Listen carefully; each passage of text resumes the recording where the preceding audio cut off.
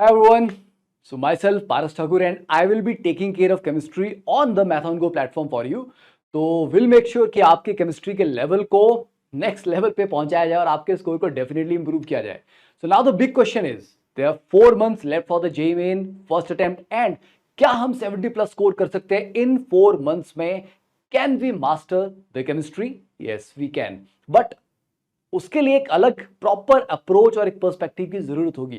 तो आज के सेशन में we will talk about how to master physical chemistry. तो आज के सेशन में हम क्या क्या बात करेंगे, देखिए will talk about the must do and can skip topics जो कि बहुत इंपॉर्टेंट है आपकी प्रेपरेशन में अगर आपको टाइम बचाना है. एक्सपर्ट इनसाइट्स पर चैप्टर, एनसीईआरटी की रेलेवेंस है नहीं है तो कितनी है, और चेंजिंग ट्रेंड्स के साथ what are the best resources to equip you for the JEE in 2025. Right, चलिए तो स्टार्ट करते हैं without wasting any time, because आपका टाइम बहुत इंपॉर्टेंट है. तो यहां वहां की बात नहीं करेंगे, फिर directly get to the point. तो व्हाट इज रिक्वायर्ड? तो इससे पहले कि आप मोटिवेशन के सुनामी में आते हुए बोले कि सर बस मैं अभी जा रहा हूं पढ़ाई करने और बस मैं बैठ गया, ये नहीं करना है. पहले सुन लीजिए, पूरे सेशन को देख लीजिए, बिकॉज अभी के समय पे मोटिवेशन इज वेरी वॉलेटाइल. तो आपको मोटिवेशन में एकदम से पढ़ाई दिन रात स्टार्ट कर दो, वो मत करिए. आप पहले समझिए कि करना क्या है, कैसे करना है, क्या पढ़ना है, क्या छोड़ा जा सकता है, स्कोरिंग टॉपिक क्या है, स्ट्रेटजी मेरी क्या होनी चाहिए, किन चीजों का मुझे ध्यान रखना है और कहां से मुझे रिसोर्सेज को यूज करना है. Once you are done with this video you will be far more aware, ठीक है, एंड प्रिपेयर्ड कि ओके इस तरीके से मुझे तैयारी करनी है. एंड स्मार्ट स्टडी के बारे में मैं आपको बताता हूं कि that requires a different perspective. So while we were preparing for the crash course, तो क्रैश कोर्स के कंटेंट को डिजाइन करने में भी बहुत ज्यादा मेहनत जाती है, because you just can't teach everything जो आपको अच्छा लगता है. ठीक है, you have to be very very selective कि ये काम की चीज है और ये उतने काम का नहीं है. तो we have to focus more on this type of questions. बच्चे को ज्यादा एक्सपोजर उसका देना पड़ेगा. ओके, तो you need to change the perspective. 2 साल की पढ़ाई का पर्सपेक्टिव और 4 महीने में क्रैक करने का पर्सपेक्टिव डिफरेंट होता है. तो you have to start being smart. Right, चलिए तो अब जैसे कि हम चैप्टर वाइज एनालिसिस के सारा का सारा ये कंटेंट मार्क्स ऐप पे आपके साथ ऑलरेडी पहले डिस्कस भी किया जा चुका है, शेयर भी हो चुका है. पर इस कंटेंट को, इस एनालिसिस को कैसे आप अपने बेनिफिट के लिए यूज करते हैं, that we have to understand. For example अगर हम मोल की बात करें तो ये तो आपको पता लग गया कि sir laws of chemical combination से कुछ खास नहीं आ रहा है. ठीक है, मोल कॉन्सेप्ट से आ रहा है, इससे आ रहा है. अब चलिए आपको मैं थोड़ा और डीप एक्सपर्ट इनसाइट इसके ऊपर देता हूं. ठीक है, मोल एंड लिमिटिंग रीजेंट, यहां पे जो आपकी कैलकुलेशंस इन्वॉल्व हैं, they are the key, the core part of this particular chapter. तो इवन जो आपका सेकंड टॉपिक है quantitative measurement and gas analysis, ये इसी पे डिपेंड करता है कि आपको मोल अच्छे से सॉल्व करना आता है और रिलेट करना आता है, बैलेंसिंग ऑफ इक्वेशन, और वहां से कि ये अमाउंट हमने रिएक्टेंट का लिया तो प्रोडक्ट कितना बना, ये कितना बच गया. तो ये दोनों टॉपिक आपस में इंटर रिलेटेड है. Then coming to concentration terms, तो what we have observed is कि कंसंट्रेशन टर्म्स का जो इंटर कन्वर्जन के क्वेश्चन है, मोलैलिटी को मोलैरिटी में कन्वर्ट कर लीजिए, मोल फ्रैक्शन से मोलैलिटी निकाल दीजिए, उसकी प्रैक्टिस आपको ज्यादा करनी है, क्योंकि उसके ऊपर बहुत ज्यादा क्वेश्चंस पूछे जा रहे हैं, न्यूमेरिकल टाइप में बहुत क्वेश्चन पूछे जा रहे हैं. एंड कभी कभी ऐसा होता है कि कंसंट्रेशन टर्म पे आपको डायरेक्ट इंडिपेंडेंट क्वेश्चन देखने को नहीं मिलेगा, बट दिस इंफॉर्मेशन और कंसंट्रेशन की जो कैलकुलेशन है, सॉल्यूशन कॉलिगेटिव प्रॉपर्टी में क्वेश्चंस में आपको यूज होता है. ठीक है, तो डायरेक्टली भी पूछा जा सकता है और इनडायरेक्टली भी पूछा जा सकता है. But what you have to avoid, और अभी अगर आप ये वीडियो देख रहे हो तो you should definitely skip double titration, back titration, strength of oleum. तो कुछ ऐसे डीप लेंथी काफी कॉम्प्लिकेटेड क्वेश्चन होते हैं जो कि मोल कॉन्सेप्ट पे बनते हैं, मजा भी आता है सॉल्व करने में, बट अभी वो टाइम हमारे पास नहीं है. ठीक है, तो बी रेलेवेंट, जो काम का है उसी पे फोकस करिए. वैसे ही अगर हम बात करें थर्मोडायनेमिक्स में, thermodynamics is one of the most important chapters in the entire physical chemistry, और you can say entire chemistry, क्योंकि it is a foundation. Right, तो थर्मोडायनेमिक्स में सर छोड़ें क्या? छोड़ नहीं सकते, कुछ इंपॉर्टेंट है, but still there are sections जिनसे ज्यादा क्वेश्चंस पूछे गए हैं, और उनके क्वेश्चंस को सॉल्व करना आसान भी है, क्योंकि अगर आपको फॉर्मूला याद है और आपको पता है कि सर रिवर्सिबल वर्क का ये होता है, इरिवर्सिबल का ये होता है, और डेटा अगर डायरेक्टली दिया हुआ है, वैल्यू पुट करके आंसर आ रहा है, तो उसमें बुरा क्या है? 4 नंबर लेने में कोई बुराई तो नहीं है. ठीक है, तो first law, calculation of heat and work, इसके ऊपर काफी ज्यादा क्वेश्चन आपको मिलेंगे. ठीक है, ट्रेंड भी है और आगे भी ये चलता रहेगा. तो इसके फॉर्मूलाज जरूर याद करके जाइए, उन पे प्रैक्टिस करके जाइए. Enthalpy change in reaction thermochemistry बहुत स्कोरिंग टॉपिक रहता है, बड़ी आसानी से आप वहां पे क्वेश्चन को सॉल्व करके 4 नंबर ले सकते हैं। ट्रिकी जनरली नहीं होते थर्मोकेमिस्ट्री के question. Then Gibbs energy, delta G is equal to delta H minus T delta S, और उससे स्पॉन्टेनिटी, किस टेम्परेचर के बाद ये स्पॉन्टेनियस हो जाएगा, इससे कम पे ये स्पॉन्टेनियस नहीं होगा, वो बिल्कुल बेसिक सा कैलकुलेशन। तो ये वो 3 सेक्शंस हैं जहां पर आपको डायरेक्ट फॉर्मूला एप्लीकेशन से नंबर मिल जाते हैं। अब अगर हम बात करें सर एंट्रोपी पढ़नी है, ऑब्वियसली पढ़नी है, बट एंट्रोपी में अगर डीप लेवल का ग्राफिकल क्वेश्चन, टीएस डायग्राम आ गया, दिमाग में समझ नहीं आ रहा क्या करूं कैसे करूं, वो चीजों में नहीं जाना है।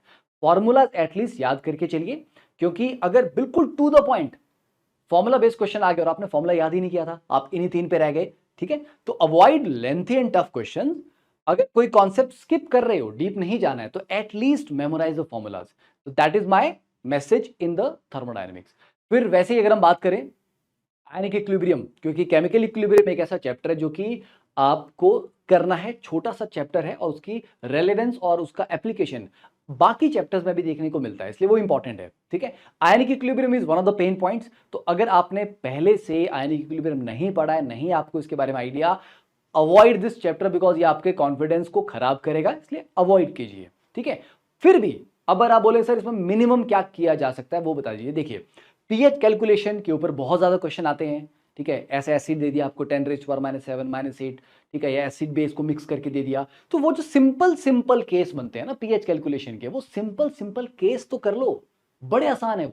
बस एक बार उसके रेलेवेंट से उसके कुछ एग्जांपल, सॉल्ट एग्जांपल आपको देखने हैं। सॉल्ट हाइड्रोलिसिस और बफर में कॉम्प्लिकेटेड क्वेश्चन भी बनते हैं, पर डायरेक्ट फॉर्मूला बेस भी बनते हैं। तो एटलीस्ट आपको फॉर्मूला तो पता हो, और डायरेक्टली फॉर्मूला में वैल्यू कैसे पुट करनी है, ठीक है, उतने सी एप्लीकेशन समझ लीजिए। डीप वाले जो क्वेश्चंस हैं जहां पर फिगर आउट करना है आपको कि अच्छा क्या ये बफर बन रहा है या फिर ये सॉल्ट हाइड्रोलिसिस का केस बन रहा है, वैसे क्वेश्चन को मत करिए, बेसिक लेवल के फॉर्मूला बेस्ड।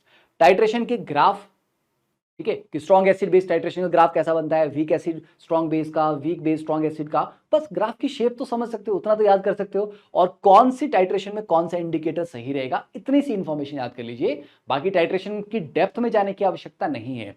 सॉल्युबिलिटी के मल्टीपल केसेस होते हैं, राइट, तो मल्टीपल केसेस नहीं करने, एटलीस्ट बेसिक सॉल्युबिलिटी प्रोडक्ट और सॉल्युबिलिटी का जो कैलकुलेशन है उतने से आप प्रैक्टिस कर लीजिए। तो that is my advice for the ionic. और वर्स्ट के सिनेरियो, सर नहीं थ्योरी पढ़ने का टाइम नहीं मिल रहा है, तो एक काम करिए, मार्क्स ऐप के ऊपर जाके 30 to 50 पीवाईक्यूज कर लीजिए, क्योंकि पीवाईक्यूज के जब हम वीडियो सॉल्यूशन देखते हैं, बिकॉज आई हैव प्रिपेयर्ड दोस, ठीक है, तो I will give you like proper insight के बेटा ये फॉर्मूला है, अभी इस स्टेटमेंट में ये हमारी काम के डेटा है, इसको यहां पर ऐसे पुट करना है, तो फॉर्मूला यूज करना आप सीख लोगे, तो अगर डायरेक्ट फॉर्मूला बेस्ड क्वेश्चन आया तो आपके 4 नंबर वहां पे पक्के हैं, ठीक है। Now what are the remaining chapters? The remaining chapters की सारा एक्सप्लेन हमने एनालिसिस में किया हुआ है, जिसकी पीडीएफ आपको टेलीग्राम ग्रुप के ऊपर मिल जाएगी, and the link of Telegram channel is in the description. तो उसको डेफिनेटली जाके आपने देख लेना है, और उस पीडीएफ से आपको बहुत बेनिफिट मिलेगा अपने प्रिपरेशन में, राइट। चलिए तो अब बात करते हैं कि एनसीईआरटी। सर एनसीईआरटी ऐसे इनऑर्गेनिक केमिस्ट्री में तो बहुत इंपॉर्टेंट होता है, what about the physical chemistry? देखिए फिजिकल में थ्योरी कोई स्पेसिफिक बुक इंपॉर्टेंट नहीं होती है, आपका कॉन्सेप्चुअल क्लैरिटी इंपॉर्टेंट है, क्योंकि फिजिकल में आपको न्यूमेरिकल क्वेश्चन आने हैं मोस्टली, तो आपको कॉन्सेप्ट समझ आ गया है तो बात खत्म, कोई थ्योरी लिखनी नहीं है वहां पे, कोई आपको डेफिनेशन नहीं पूछी जाएगी। तो एनसीईआरटी एटलीस्ट ये हेल्प करता है कि एनसीईआरटी आपको बताता है यार ये टॉपिक्स हैं, it defines the boundary, the framework, ठीक है, डिफाइन करने के काम आता है। सॉल्ट एग्जांपल्स हेल्पफुल हैं, उनसे मिलते जुलते क्वेश्चन पूछे भी जाते हैं, इन टेक्स्ट क्वेश्चन भी कई बार देखा गया डायरेक्टली जेईई में आए हैं, तो यस डायरेक्ट क्वेश्चन आते हैं, बट ऐसा बोला जाए कि बहुत ज्यादा डायरेक्ट क्वेश्चन आते हैं एनसीईआरटी से फिजिकल केमिस्ट्री में, ऐसा नहीं है, ठीक है। तो yes it is helpful to some extent. Then best resource, sir अभी के टाइम पे करूं क्या, ये बताइए क्या करना है सर, कहां से करना है? Only one answer, PYQ. क्योंकि अब अगर आप देखोगे तो पीवाईक्यू का जो कलेक्शन बन चुका है, 3000 से ज्यादा क्वेश्चंस हो चुके हैं, तो अब आपको मल्टीपल बुक्स सॉल्व करने की जरूरत नहीं है। और अगर आपको किसी भी टीचर पे भरोसा नहीं है, चलिए मेरे पे भी भरोसा नहीं है, छोड़िए, भरोसा मत कीजिए, अगर आप सही तरीके से तैयारी कर रहे हो तो पीवाईक्यू आपसे होने चाहिए, राइट। जो लास्ट ईयर पेपर आया तो आपसे सॉल्व होना चाहिए अगर आपकी तैयारी सही है। बट अगर आपसे पीवाईक्यू सॉल्व नहीं हो रहे और बाकी किताबें सॉल्व हो रही हैं, then you are definitely on the wrong track. तो खुद की तैयारी को जज करने का बेस्ट तरीका ये पीवाईक्यू करिए। हो रहे हैं तो बहुत अच्छी बात है, नहीं हो रहे हैं देन फिर हमें ध्यान देना पड़ेगा कि कहाँ पे गलती हो रही है। और पीवाईक्यू के लिए मार्क्स है के ऊपर आपके पास इजी, मीडियम, टफ पूरा सेग्रीगेशन है, डिटेल में उनके एनालिसिस है, वीडियो सॉल्यूशंस हैं, ठीक है। And I think that is a wonderful resource, तो आपको उसको यूज करना चाहिए अपने प्रिपरेशन के लिए। आपको बहुत बहुत बहुत ज्यादा हेल्प करेगा, because I know I have prepared the video solution, तो the amount of effort we have like put in is immense, ठीक है। तो ये आपके लिए बेस्ट इंपॉर्टेंट रिसोर्स रहा। और अब क्विक रिवीजन की बात आती है कि सर फॉर्मूलाज भी हैं, ग्राफ्स होते हैं, इतनी सारी चीजें हैं, सर कहाँ से करें? बहुत सारी बुक्स हैं सर, क्लास नोट्स की अगर हम बात करते हैं तो वो भी बहुत ज्यादा कंटेंट है, तो समझ नहीं आ रहा उसमें से क्या पढ़ूं क्या छोड़ूं। तो आपके लिए we have created formula cards, ठीक है, बहुत ब्यूटीफुली डिजाइंड और बहुत टू द पॉइंट इंफॉर्मेशन। हर एक कॉन्सेप्ट पे आपको बिल्कुल टू द पॉइंट जो आपके काम की इंफॉर्मेशन है दैट इज देयर। तो आप immediately to the point revision आपका हो जाएगा, काम की चीजें आपको मिल जाएंगी और आपका स्ट्रेस लेवल कम होगा, बिकॉज आप देखोगे अच्छा बस इतने से ही कार्ड्स और पूरा चैप्टर के सारे मैंने इंपॉर्टेंट फॉर्मूलाज ग्राफ रिवाइज हो गए, यस हो गए, ठीक है।